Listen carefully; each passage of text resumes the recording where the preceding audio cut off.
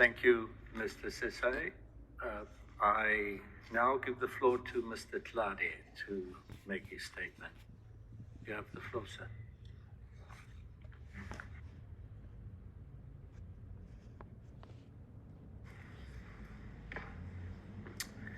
Mr. President, distinguished members of the Tribunal, it is an honor for me to appear before you today in these proceedings on behalf of the Republic of Sierra Leone. On the question of jurisdiction, Sierra Leone wishes only to recall its written submission that the Tribunal indeed has jurisdiction and should exercise it. And in this context, we will only recall what was said yesterday by Mozambique and just now this morning by the Philippines. So my task today is really only twofold. First, with a view to assisting the Tribunal, I wish to set out the proper approach to interpreting the obligations under the Law of the Sea Convention. My second task will be to address the obligations of due diligence, the overarching obligations contained in Articles 192 and 194 of the Convention, and which is relevant to both questions A and B. On the basis of the rules of interpretation that I will momentarily set out, Sierra Leone believes that the specific content of this obligation is to be informed by relevant international rules and standards, as well as scientific evidence. It effectively requires states to adopt necessary measures, individually and collectively, to limit the increase in global average temperatures to under 1.5 degrees Celsius above pre-industrial level. I will thereafter hand over to Professor Jallo, who will argue that the obligation of due diligence necessarily encompasses the precautionary principle, obliging states to act even in the face of scientific uncertainty, whatever scientific uncertainty there may still be. I turn now to the question of the interpretation of the Law of the Sea Convention. The Convention, the Constitution of the Ocean, is not only comprehensive, it is also flexible, which allows it to adapt to new developments and scientific knowledge. It was Judge Lucky that observed in the Sub-Regional Fisheries Commission advisory opinion that the Convention is a living instrument which grows and adapts to changing circumstances. It is in part because of the rules of interpretation that it is able to do so, and it is for that reason that we wish to spend some time on these rules. It is the case that the words climate change do not appear in the Convention. This, of course, is because the international community did not have the same awareness of climate change and its consequences, including impact on the marine environment, that we have today. Nonetheless, we shall argue that a proper interpretation of the Convention, relying on the normal rules of interpretation, mandates the consideration of existing instruments, principles, and scientific developments. The rules of interpretation, of course, are to be found in the Vienna Convention on the Law of Treaties, which I think we all agree reflects customary international law. The general rule, which is expressed in Article 31, paragraph 1, provides that a treaty is to be interpreted in good faith, in accordance with the ordinary meaning of the words in the treaty, in their context, and in light of that treaty's object and purpose. Now, in paragraphs 46 to 49 of our written submissions, we have showed how the ordinary meaning of the words in the Convention, in their context, and in light of the Convention's object and purpose, cover climate change-related impacts. We illustrated, just for example, that Article 1, Paragraph 1, Subparagraph 4 of the Convention, which defines pollution to the marine environment, must necessarily cover excess anthropogenic greenhouse gas emissions into the atmosphere, in part because pollution includes pollution from or through the atmosphere, as provided for in Article 12. We, in consequence, illustrated that the Convention requires states to prevent, reduce, and control marine pollution by inter alia taking measures to mitigate climate change.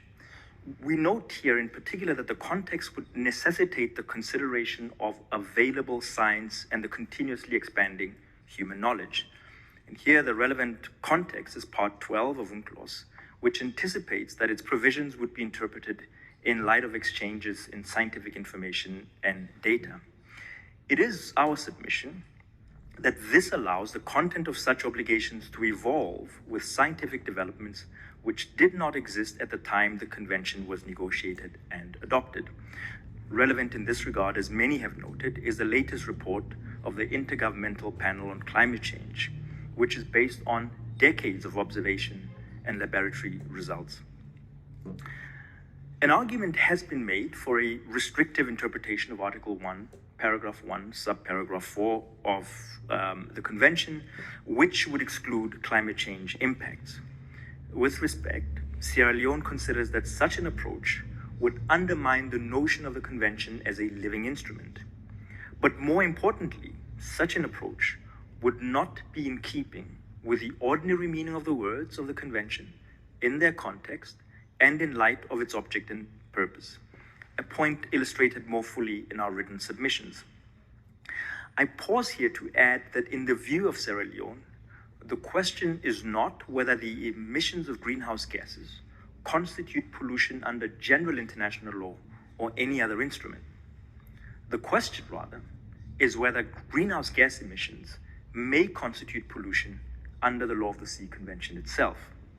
Sierra Leone submits that under the ordinary meaning of the words of the Convention, in their context, and in light of its object and purpose, emissions of greenhouse gases into the atmosphere, which leads to deleterious effect on the marine environment, does amount to pollution within the meaning of the Convention.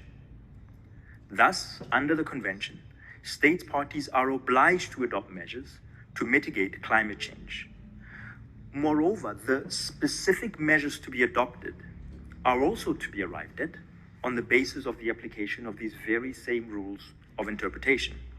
Here I turn to Article 31.3c of the Vienna Convention, which specifically requires the Tribunal to take into account any relevant rules of international law applicable in relation between the parties.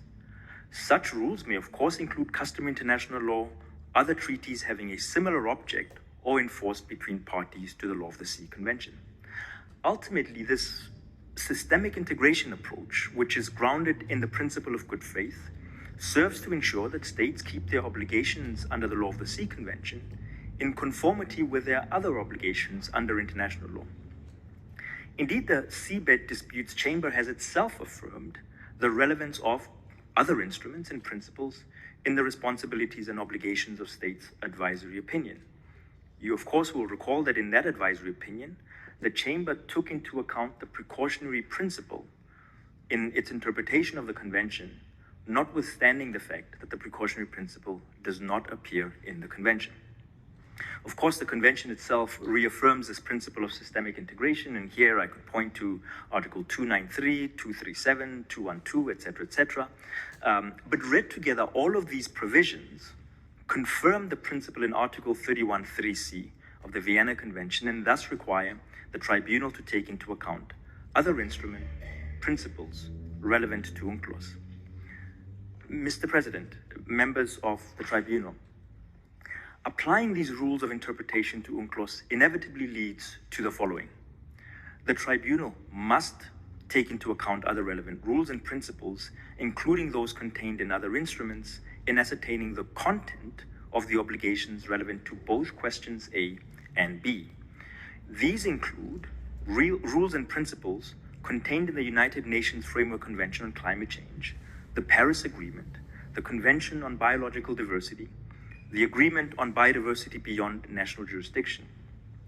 We would emphasize here the importance of the Paris Agreement in establishing the appropriate standard for assessing the specific measures required by states. I shall return to this point when addressing the point on due diligence.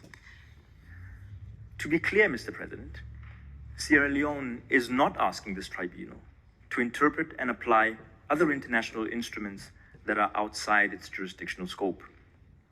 It only submits that the tribunal has to interpret and apply the provisions of the UN Convention on the Law of the Sea in line with rules, principles, and standards relevant to the protection and preservation of the marine environment in accordance with the ordinary rules of interpretation and consistent with its power to make any legal determinations that are necessary in the discharge of its judicial functions. it is important to emphasize in this respect that the tribunal, by giving content to broadly framed provisions in the Convention, would not be establishing new rules, but only describing the content of already existing obligations. With that legal framework in mind, Mr. President, I come now to the substance of the questions before you. The Tribunal is asked to set out specific obligations of states parties to the Convention, including Part 12, to prevent, reduce, and control pollution in the marine environment, and to protect and preserve the marine environment in relation to climate change impacts. In Sierra Leone's view, the obligation of due diligence reflected in both Articles 192 and 194 is the thread that ties both questions A and B together. In the word of the Seabed Disputes Chamber, this obligation requires states to deploy adequate means, to exercise best efforts, to do the utmost. The standard of due diligence, of course, may change over time in light of new scientific or technological knowledge, but it must be more severe for riskier activities. Thus, the obligation is particularly exacting in respect of measures for the protection of the marine environment from impact of climate change, given the far-reaching impact of climate change on the marine environment, as illustrated by scientific evidence. Applying the rules of interpretation that I have set out earlier, the obligation of due diligence under the Law of the Sea Convention requires states, individually and collectively, to take all necessary measures as required by the ordinary meaning of the words in the Convention to prevent and mitigate harm caused by greenhouse gas emissions. Applying Article 31.3c permits us to look to the Paris Agreement, not as a ceiling, but as providing the standard for determining all necessary measures. Thus, the measures must be those necessary to, at a minimum, limit the increase in global average temperatures to 1.5 degrees Celsius above pre-industrial levels, as reflected in the Paris Agreement, which standard reflects the scientific consensus. We would only add that the identification of all necessary measures must be informed by the common but differentiated responsibilities principle. Thus, in Sierra Leone's view, it is not the nationally determined contributions nor the processes for their establishment that is relevant in the context of Article 31.3c. Rather, it is the scientifically agreed standard which, in our view, can assist the tribunal in identifying the concrete measures to be adopted by the parties. Mr. President, members of the tribunal, this concludes my presentation. I thank you for your patient attention and invite you to call to the podium Professor Jalo. Thank you, Mr. Tladi. We have now reached almost 11:30.